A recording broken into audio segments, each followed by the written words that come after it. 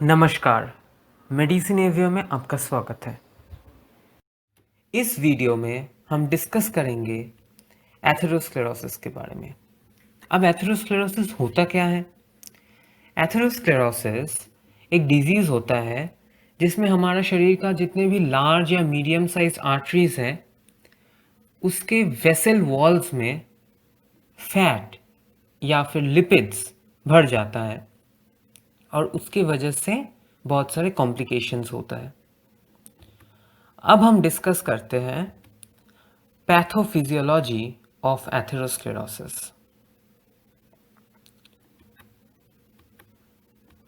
सबसे पहले हम एक आर्टरी का वेसल वॉल देखते हैं। इसमें क्या होता है? सबसे अंदर की जो लेयर होती है उसका नाम है एंडोथेलियम लेयर। ये ब्लड के कांटेक्ट में रहते हैं। उसके आउटर जो लेयर होता है उसका नाम है इंटीमा, और इंटीमा के बाहर जो लेयर होता है उसका नाम है ट्यूनिका मीडिया। अब जो मीडिया वाला लेयर है, इसमें होता क्या है, बहुत सारे स्मूथ मसल्स रहते हैं और ये स्मूथ मसल्स का काम होता है कि इस आर्टरी को कॉन्ट्रैक्ट करने में मदद करना। अब सबसे जो आउटर मोस्ट लेयर होता है उसका नाम है एडवेंटिशिया। अब होता क्या है, हमारा शरीर के अंदर अगर अब ब्लड प्रेशर इंक्रीज़ हो गया इन केस ऑफ हाइपरटेंशन, या फिर स्मोकिंग के वजह से, या फिर कुछ वायरस के वजह से, ये एंडोथेलियम लेयर जो है ये डैमेज्ड हो जाता है। अब एंडोथेलियल लेयर डैमेज्ड होने की वजह से मोनोसाइट्स और प्लेटलेट्स उसके साथ बाइंड कर जाता है। अब ये क्यों होता है?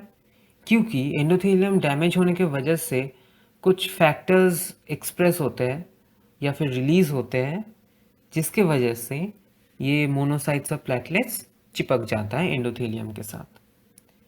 अब एंडोथेलियल इंजरी की वजह से इंक्रीज्ड परमेबिलिटी होता है।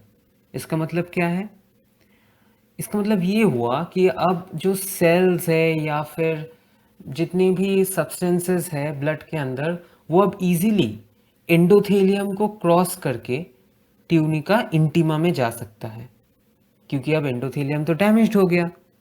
अब बहुत आसानी से सेल्स या फिर मोनोसाइट्स, कुछ लिपिड्स, फैट्स, ये सब कुछ ब्लड से इंटीमा में पहुंच सकता है। अब इसके वजह से क्या होता है कि जितने भी मोनोसाइट्स है वो तो अंदर आ गया उसके ट्यूनिका इंटीमा में। अब जो भी मोनोसाइट्स है, जब भी वो ब्लड से बाहर आके कोई भी टिश्यू में एंटर करता है तो उसको मैक्रोफेजेस कहते हैं। अब ये मैक्रोफेजेस कुछ फैक्टर्स रिलीज करते हैं, और ये फैक्टर्स वो स्मूथ मसल्स को बुलाता है। कहाँ से बुलाता है? ट्यूनिका मीडिया से, क्योंकि ट्यूनिका मीडिया जो लेयर है वो इंटीमा के ठीक नीचे होता है। इसी लेयर से जितने भी स्मूथ मसल्स है वो माइग्रेट होके चला जाता है इंटीमा में। और ये क्यों होता है? क्योंकि मैक्रोफेजेस के वजह से, जो कि कुछ ग्रोथ फैक्टर्स रिलीज करते हैं। ये जितने भी मैक्रोफेजेस होते हैं और जो स्मूथ मसल सेल्स होता है, ये लिपिड्स को एंगल्फ कर लेता है, मतलब लिपिड्स को ले लेता है। अब ये लिपिड आता कहाँ से है? ये लिपिड ब्लड से आता है सीधा इंटीमल लेयर में, और ये इसीलिए आ पाता है क्योंकि जो एंडोथेलियम है वो तो डैमेज हो गया, और इसी वजह से उसका परमेबिलिटी इंक्रीज हो गया और वो लिपिड को अलाउ किया अंदर आने के लिए। अब मैक्रोफेजेस जो है वो कुछ फैक्टर्स रिलीज करते हैं, जिसके वजह से जितने भी टी लिम्फोसाइट्स हैं वो ब्लड से अट्रैक्टेड होके एंडोथेलियम को क्रॉस करके इस लेयर में आ जाता है। अब इसके बाद क्या होता है? जितने भी मैक्रोफेजेस हैं वो अब फोम सेल्स बन जाता है। फोम सेल्स का मतलब ही होता है कुछ मैक्रोफेजेस जो भी लिपिड अपटेक कर लेता है उसको ही हम फोम सेल्स कहते हैं। अब एक्स्ट्रा सेलुलर लिपिड भी आ जाता है सेल के अंदर। अब क्या होता है, जो इंटीमल लेयर है उसके अंदर एक्स्ट्रा सेलुलर लिपिड भर जाता है और कोलाजन भी डिपॉजिट होने लगता है। अब कोलाजन क्यों डिपॉजिट होता है? क्योंकि जो मैक्रोफेजेस हैं वो कुछ फैक्टर्स रिलीज करते हैं जिसके वजह से ये कोलाजन का सिंथेसिस होता है और इसके वजह से धीरे धीरे लिपिड का एक्युमुलेशन होता है। मसल सेल्स भी वहाँ पे आ जाता है, जितने भी स्मूथ मसल सेल्स है, और धीरे धीरे एथीरोमा फॉर्मेशन होता है। ये एथीरोमा फॉर्मेशन ही होता है एथेरोस्क्लेरोसिस का टारगेट और इसके वजह से बहुत सारे कॉम्प्लिकेशंस आ जाते हैं। अब एथीरोमा होता क्या है? ये बेसिकली जो जितने भी फोम सेल्स हैं उसके साथ साथ फाइब्रोफैटी एथीरोमा है, स्मूथ मसल सेल्स है, ये सारा चीज़ों का एक्युमुलेशन को ही एथीरोमा कहलाता है। और ये एथीरोमा हमारे ब्लड वेसल्स को ब्लॉक भी कर सकता है और सीरियस कॉम्प्लिकेशंस ला सकता है। अब हम डिस्कस करते हैं कुछ रिस्क फैक्टर्स के बारे में जिसके वजह से एथेरोस्क्लेरोसिस होता है। पहला रिस्क फैक्टर है एज।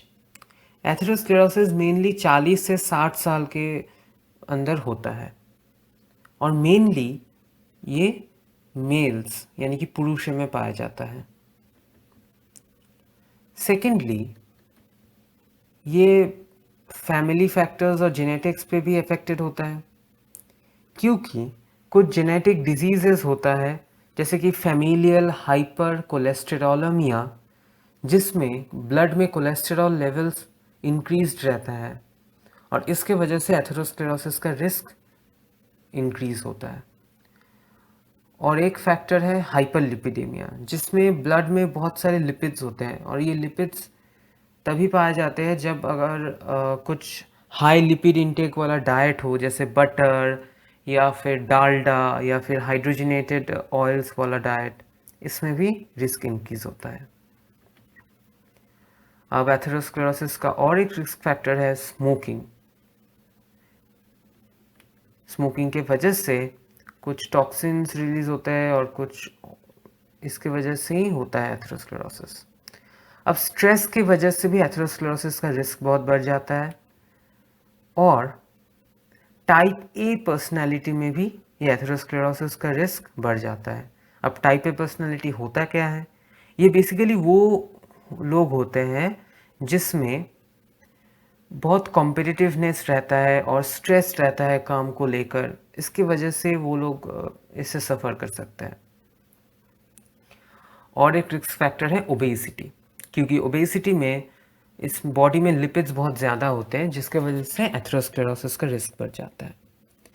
अब हम डिस्कस करते हैं कुछ कॉन्सिक्वेंसेस जो एथेरोस्क्लेरोसिस के वजह से हो सकता है।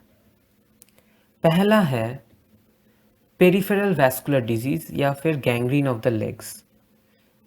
ये क्यों होता है? क्योंकि एथेरोस्क्लेरोसिस में जो एथीरोमा होता है वो ब्लड वेसल्स को ब्लॉक कर देता है और इसके वजह से हमारे जो लेग्स में, पैर में प्रॉपरली ऑक्सीजन सप्लाई नहीं हो पाता है और उसमें गैंग्रीन हो जाता है। इससे मायोकार्डियल इन्फार्क्शन या हार्ट अटैक हो सकता है। क्यों होता है? क्योंकि जितने भी कॉर्नरी आर्टरीज हैं जो हार्ट को सप्लाई करता है, अगर वो ब्लॉक्ड हो गया एथीरोमा की वजह से तो मायोकार्डियल इन्फेक्शन भी हो सकता है। तीसरा जो कॉन्सिक्वेंस है वो है सेरिब्रल इन्फेक्शन, जिसको हम स्ट्रोक भी कहते हैं। ये क्यों होता है? क्योंकि जितने भी सेरिब्रल आर्टरीज है हमारे ब्रेन में, अगर उसमें एथीरोमा फॉर्मेशन हो गया तो वो ब्लॉक हो जाएगा। इसके वजह से ऑक्सीजन सप्लाई प्रॉपरली नहीं हो पाएगा और सेरिब्रल इन्फेक्शन हो जाएगा। नेक्स्ट जो कॉन्सिक्वेंस है वो है एओर्टिक एन्यूरिज्म। अब एन्यूरिज्म होता क्या है? एन्यूरिज्म बेसिकली एक ब्लड वेसल का डायलिटेशन होता है और ब्लड वेसल का डायमीटर इंक्रीज हो जाता है। अब ये एओर्टिक एन्यूरिज्म होता कैसे है? देखिए, हमारे जो बड़े बड़े आर्टरीज होते हैं शरीर के अंदर, जैसे कि एओर्टा या फिर पल्मोनरी आर्टरी, उसके जो वैस्कुलर वॉल है उसको सप्लाई करता है वेसोरम नाम का एक ब्लड वेसल्स, जो कि बहुत छोटे छोटे ब्लड वेसल्स होता है। तो अब अगर एथिरोमा फॉर्मेशन हो गया ये छोटे छोटे ब्लड वेसल्स में, जिसका नाम है वेसोरम, तो फिर प्रॉपर ब्लड सप्लाई नहीं मिल पाएगा हमारे एओर्टा का वैस्कुलर वॉल को। अब एओर्टा का जो वैस्कुलर वॉल है उसमें तो स्मूथ मसल्स भी रहता है, उसको भी प्रॉपर ऑक्सीजन सप्लाई नहीं मिल पाएगा। तो इस वजह से वो स्मूथ मसल सेल्स धीरे धीरे एट्रोफी हो जाएगा। इसका मतलब क्या हुआ? वो धीरे धीरे डैमेज्ड होते रहेगा क्योंकि उसको ऑक्सीजन सप्लाई नहीं मिल पा रहा है। और इस वजह से धीरे धीरे एओर्टा का जो वैस्कुलर वॉल है वो वीक होता चला जाएगा।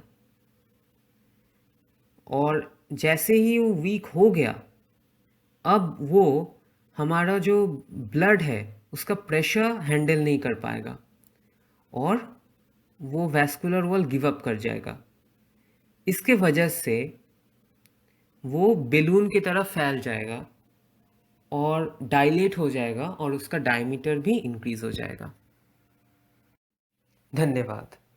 अगर वीडियो अच्छी लगी तो इसको लाइक ज़रूर कीजिएगा, कमेंट कीजिए कि कैसा लगा आपको वीडियो, और शेयर करना मत भूलिएगा, और सब्सक्राइब कीजिए to Medicine Avio and press the bell icon to never miss another update.